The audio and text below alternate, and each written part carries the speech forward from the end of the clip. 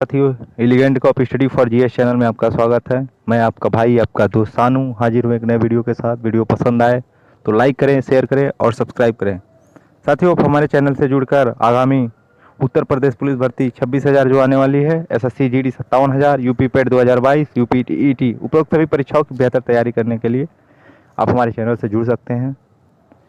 और जुड़ने के बाद सामान्य ज्ञान और हिंदी में 80% से अधिक सही कराने की पूरी गारंटी है। जितना पढ़ाया जाए, जितना समझाया जाए, उतने का नोट्स बनाइए, नोट्स को बेहतर तरीके से तैयार करिए। उससे ज़्यादा बाहर से कहीं से नहीं पूछा जाएगा। और साथियों, वीडियो लंबा हो जाएगा, इस वजह से आइए शुरू करते हैं। आज हम पढ़ेंगे जैन धर्म के बारे में। जैन धर्म क्या है, जैन धर्म की विशेषताएं, जैन धर्म में कितने तीर्थकर थे, कौन कौन से तीर्थकर महत्वपूर्ण हैं। साथियों, वीडियो लंबा हो जाएगा, इस वजह से जो कुछ भी महत्वपूर्ण है जैन धर्म से रिलेटेड, जो प्रश्न पूछे जाते हैं परीक्षाओं में, सिर्फ उन्हीं के बारे में हम लोग चर्चा करेंगे। तो साथियों, आइए शुरू करते हैं। जैन धर्म, सबसे पहले जैन धर्म क्या है इसको जानते हैं। जैन दार्शनिक परंपरा वैदिक परंपराओं के ही समकालीन एक आंदोलन माना जाता है। भद्रबाहु के कल्पसूत्र से जैन धर्म के प्रारंभिक इतिहास की जानकारी मिलती है। जैन शब्द जिन शब्द से बना है और इसका शाब्दिक अर्थ विजेता होता है। संसार की मोक्ष प्राप्त करना ही जैन धर्म का एकमात्र उद्देश्य है। जिन, साथियों, नाम पढ़ने से ही लग रहा है जिसने इंद्रियों पर विजय प्राप्त कर ली है उसे जिन कहते हैं, और जिन के अनुयायी जैन कहलाते हैं। इन जिनों को जैन धर्म में तीर्थकर कहते हैं। और तीर्थकर का अर्थ हो, तीर्थकर शब्द जो है तीर्थ शब्द से बना है, और तीर्थ का अर्थ होता है घाट। तीर्थकार कौन होता है? तीर्थकार का अर्थ होता है संसार सागर को पार करने के लिए घाटों का निर्माता। दोस्तों, जैन धर्म में कुल 24 तीर्थकर थे, और उसमें से 24 को पढ़ना जरूरी नहीं। जो परीक्षा की दृष्टि से जो प्रमुख हैं उनके बारे में ही सिर्फ हम लोग पढ़ेंगे। तो जैन धर्म के प्रमुख तीर्थकर में सबसे पहले नाम आता है, सबसे पहले जान लीजिए 24 तीर्थकर है, तो पहला तो महत्वपूर्ण है ये है। तो जैन धर्म का प्रथम तीर्थकर ऋषभ देव थे। उन्हें कहीं कहीं आदिनाथ के नाम से भी जाना जाता है। जैन अनुश्रुति और धार्मिक साहित्य के अनुसार जैनियों का प्रथम तीर्थकर ऋषभ देव को माना जाता है।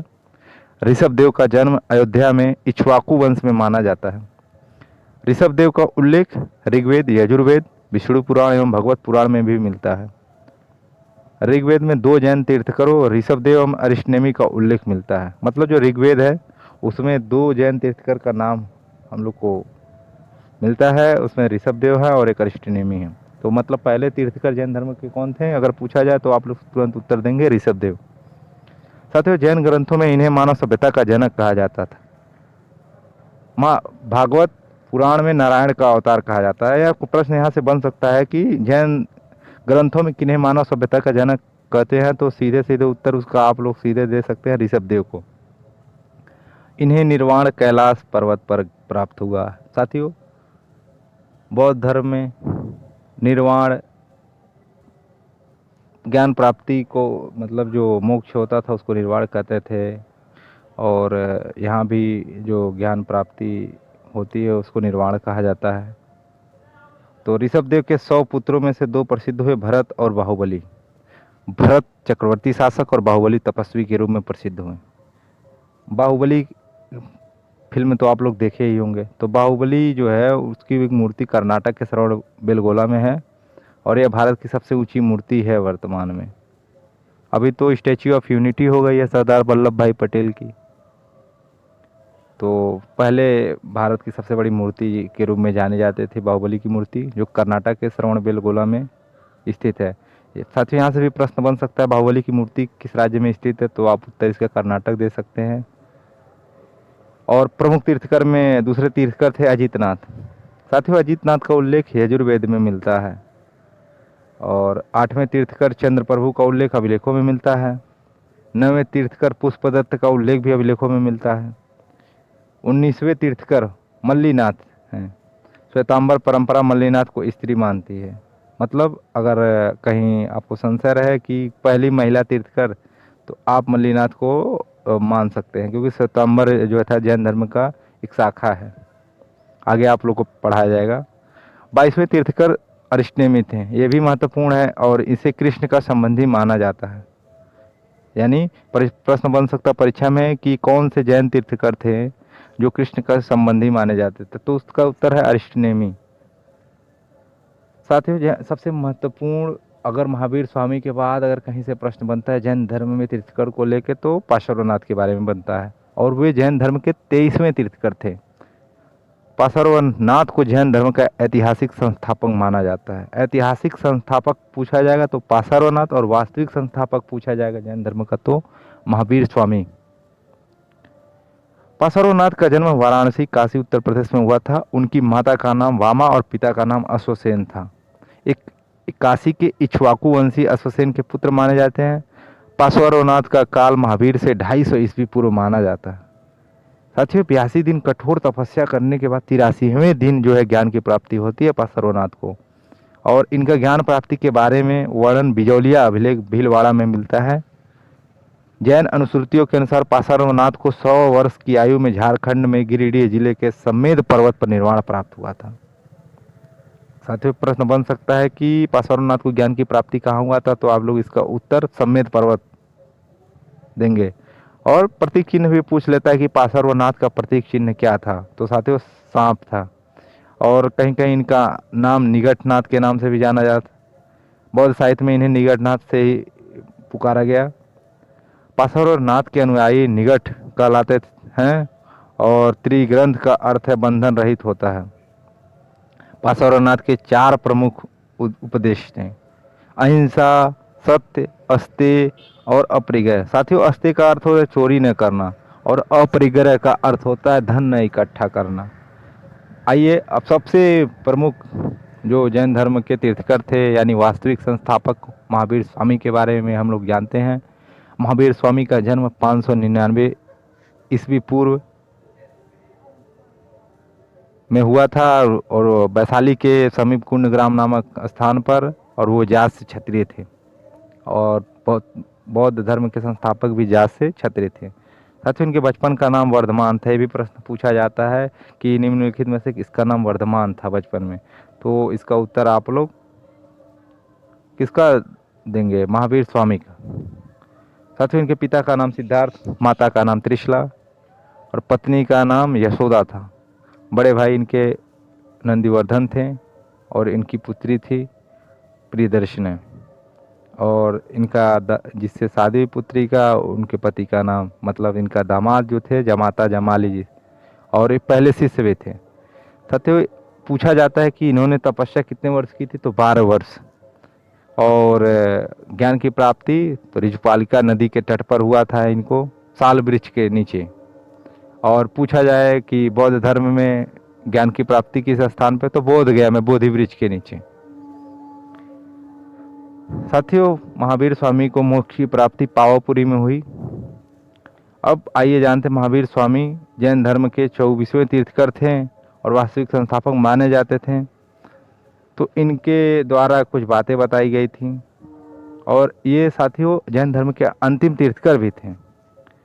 इनकी पत्नी का नाम यशोदा। जन्म लेने वाले महावीर की पुत्री प्रियदर्शना का विवाह जमाता जमाली नामक क्षत्रिय से हुआ।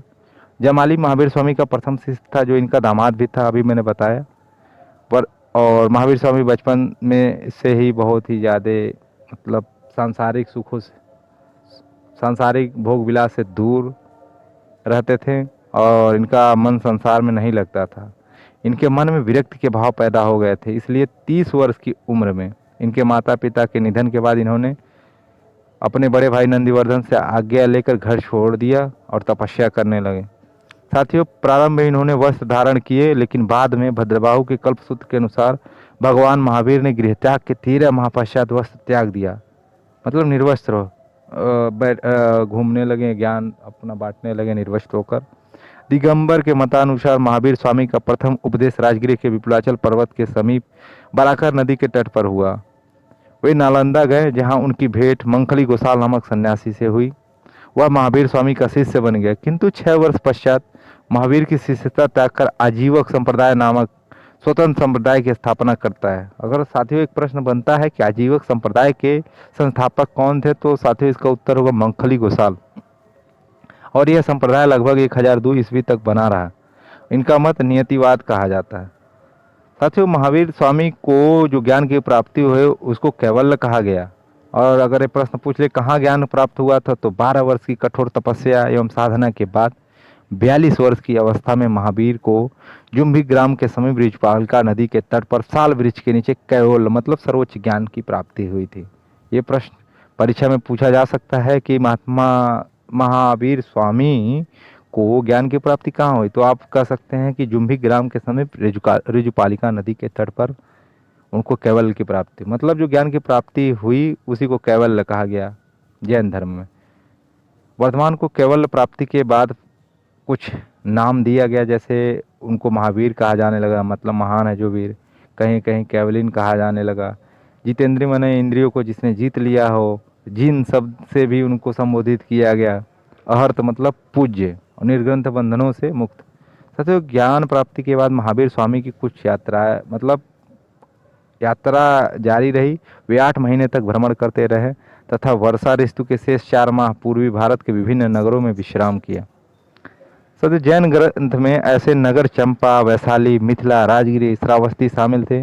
वे कई बार बिंबिसार तथा अजातशत्रु से मिले तथा सम्मान प्राप्त किया। मतलब इन जैन धर्म को संरक्षण अगर कहा जाए कौन से शासक थे, दो प्रमुख तो बिंबिसार और अजातशत्रु थे जो जो जैन धर्म को संरक्षण दिए थे। वैशाली का लिच्छवी सरदार चेटक उसका मामा था अजातशत्रु का, जो जैन धर्म के प्रचार प्रसार में बहुत योगदान दिया। 30 वर्ष तक उन्होंने जैन धर्म का प्रचार किया। ये भी अगर कहीं प्रश्न पूछा जाए कि जैन धर्म का प्रचार प्रसार किसने 30 वर्ष तक किया, तो चेटक। भगवान महावीर ने सर्वप्रथम 11 ब्राह्मणों को उपदेश दिए जो गण कहलाते हैं। अब महावीर ने अपने जीवन काल में ही एक संघ की स्थापना की जिसमें 11 प्रमुख अनुयायी सम्मिलित थे और वही 11वां अनुयायी गणधर कहलाए। इनमें सुधर्मन गणधर सबसे प्रमुख था और महावीर स्वामी के सबसे प्रमुख गणधर सुधर्मन थे।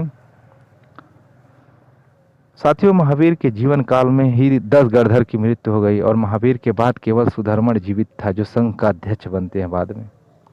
महावीर स्वामी की मृत्यु 527 ईस्वी पूर्व लगभग 72 वर्ष की उम्र में राजगीर के समीप स्थित पावापुरी राजा हॉस्पिटल के यहाँ हुए। हस्तिपाल, माफ करिएगा साथियों, जबान है निकल जाती है। बौद्ध साहित्य में महावीर को निगंठ नाथ पुत्र कहा गया। महावीर स्वामी के पिता सिद्धार्थ और माता त्रिशला पार्श्वनाथ के अनुयायी थे, इसलिए महावीर स्वामी को निगंठ नाथ पुत्र कहते हैं। साथ ही एक प्रश्न बहुत महत्वपूर्ण है, मतलब कहीं कहीं लोगों को ये लगता है कि लिच्छवी और वज्जी अलग अलग थे, लेकिन ऐसा कुछ नहीं था। लिच्छवी का दूसरा नाम ही वज्जी है जो 16 महाजनपदों में से एक थी। जैन धर्म के 24वें तीर्थकर के नाम और उनके प्रतीक चिन्ह, जो मतलब उसमें से कुल प्रमुख तीर्थकर थे, उनके प्रतीक चिन्ह थोड़ा जान लेते हैं, पूछ लेता है परीक्षा में। जैसे पूछेगा ऋषभ देव का प्रतीक चिन्ह क्या था, तो साथियों सांड था। अजीतनाथ दूसरे तीर्थकर थे, उनका प्रतीक चिन्ह हाथी था। संभवनाथ तीसरे तीर्थकर थे जिनका प्रतीक चिन्ह घोड़ा। नेमिनाथ 21वें तीर्थकर थे, नीलकमल। अरिष्टनेमी 22वें तीर्थकर थे, शंख। पार्श्वनाथ का मैंने पहले बता दिया है कि सर्प था और महावीर स्वामी का प्रतीक चिन्ह सिंह था। अब आइए साथियों जानते हैं जैन धर्म के सिद्धांत के बारे में। निवृत्ति मार्ग। साथियों, निवृत्ति मार्ग, इसमें सांसारिकता से दूर होने या पलायन की बात कही गई है क्योंकि सांसारिक लगाव ही दुखों का मूल कारण है। नास्तिक, ये वेदों को अपौरुषेय नहीं मानते, इसलिए प्रामाणिक भी नहीं मानते। बौद्ध चारवाक के साथ ही जैन धर्म में भी नास्तिक माना जाता है। कर्म और पुनर्जन्म में जैन धर्म में भी विश्वास करता था, बौद्ध धर्म में भी विश्वास करता था। जीव का जन्म और पुनर्जन्म होता है, ये जन्म और पुनर्जन्म कर्मों के प्रभाव से होता है। मतलब सिद्धांत बौद्ध धर्म जैन धर्म का लगभग समान ही था। ईश्वर सृष्टि का रचयिता नहीं है, ये बात बौद्ध धर्म में भी कही गई और जैन धर्म में भी कही गई। बंधन और मोक्ष, जैन धर्म में बंधन और मोक्ष प्रक्रिया के 7 तत्व माने जाते हैं और बौद्ध धर्म में अष्टांगिक मार्ग, पिछले वीडियो में मैंने बताया था आपको। साथियों, जैन धर्म में भी त्रिरत्न थे। मोक्ष प्राप्त करने के लिए महावीर स्वामी ने 3 उपाय बताए थे जो आगे चलकर त्रिरत्न कहलाए। जैन धर्म का दार्शनिक चिंतन यहीं से आरंभ होता है। पहला त्रिरत्न में से पहला है सम्यक ज्ञान। जैन धर्म और उसके सिद्धांतों का ज्ञान ही सम्यक ज्ञान है। सम्यक ज्ञान के 5 प्रकार बताए गए: मति, श्रुति, अवधि, मन, पर्याय, कैवल्य। साथियों, दूसरा त्रिरत्न है सम्यक दर्शन। इसका अर्थ है जैन तीर्थंकरों एवं उनके उपदेशों में पूरी आस्था रखना। और साथ ही तीसरा है सम्यक चरित्र। इसका अर्थ है मनुष्य अपनी इंद्रियों को वश में रखकर ही सत्य ज्ञान प्राप्त कर सकता है। जैन धर्म में दर्शन, साथियों जैन धर्म में अनेकांतवाद दर्शन देखने को मिला। बहुरूपता का सिद्धांत भी जैन धर्म में दिया गया। सप्तभंगनीय स्यादवाद, सापेक्षिकता का सिद्धांत भी जैन धर्म से ही संबंधित है। नौवाद आंशिक दृष्टिकोण के सिद्धांत। जैन धर्म के पंच महाव्रत कौन से थे, ये प्रश्न पूछा जा सकता है कि मतलब इनमें से कौन सा जैन धर्म का पंच महाव्रत नहीं था, इस तरह से प्रश्न बनता है।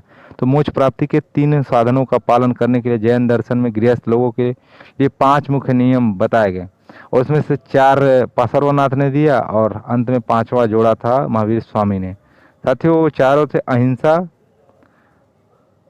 सत्य, अस्तेय, अस्तेय का मतलब बताया हूँ मैं, चोरी नहीं करना, अपरिग्रह माने धन न इकट्ठा करना।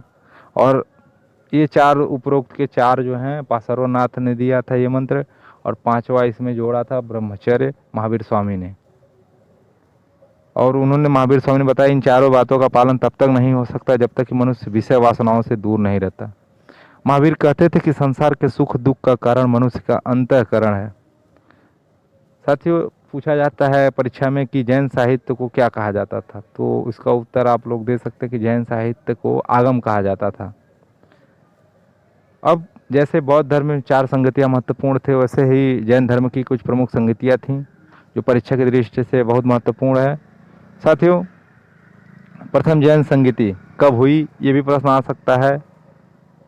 तो यह जो है 300 ईस्वी पूर्व के लगभग हुई। और इसमें किसके शासन काल में हुई, तो चंद्रगुप्त मौर्य के। और स्थान पूछा जाए तो पाटलिपुत्र, इसकी अध्यक्षता स्थूलभद्र ने। और इसका क्या परिणाम निकला था, तो साथियों पहले जैन संगति में जैन धर्म के 2 संप्रदाय हो गए, मतलब समुदाय हो गए, दिगंबर और श्वेतांबर। प्रथम संगति के दौरान जैन धर्म 2 शाखाओं में विभाजित हो गया, श्वेतांबर और दिगंबर।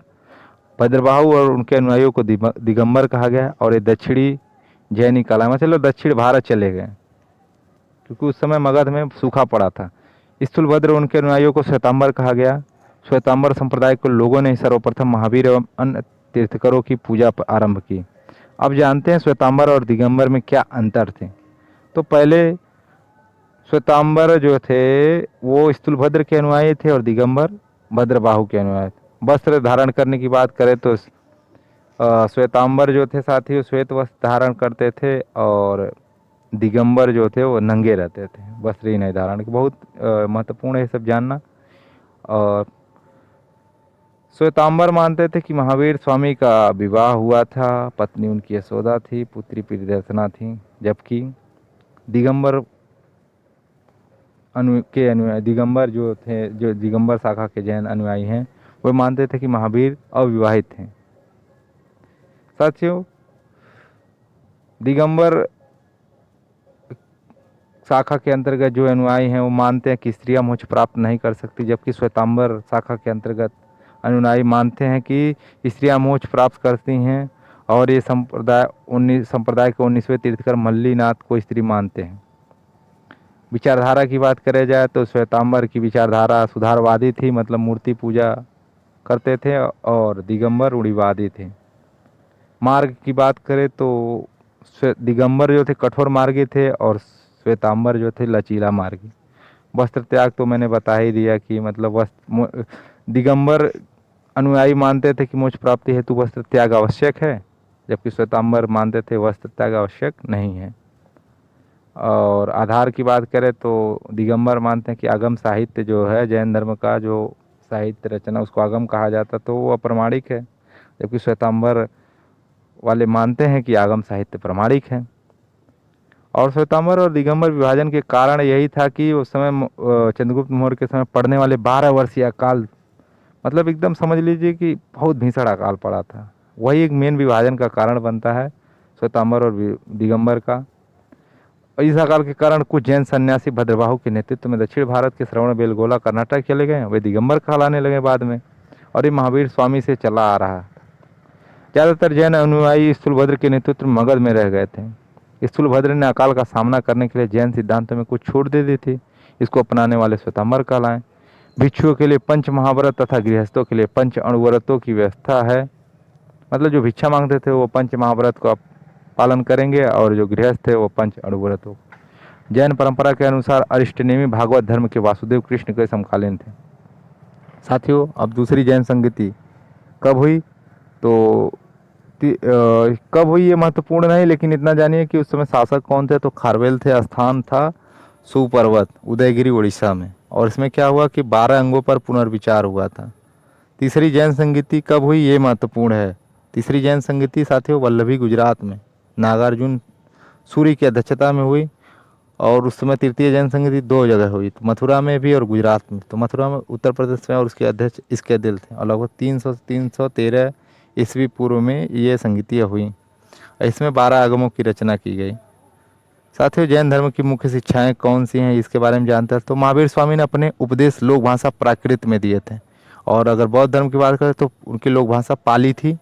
और जैन धर्म की बात करें तो उनकी लोक भाषा प्राकृत थी। मगध में बोली जाने वाली प्राकृत मागधी कहलाती थी। प्राकृत भाषा में जैन साहित्य की रचना की गई।